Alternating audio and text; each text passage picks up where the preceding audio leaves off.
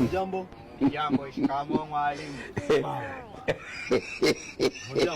Jambo mwalimu. Sasa leo hatutajifunza, ila nina maswali ambayo ya somo tulilojifunza jana. Sawa mwalimu. Sawa? Ndio.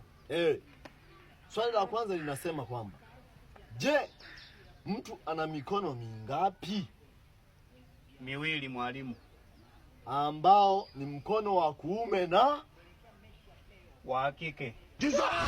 Wa kike. Hakika. Mwalimu si wa kuume, ina maana huu ni wa kike mwalimu.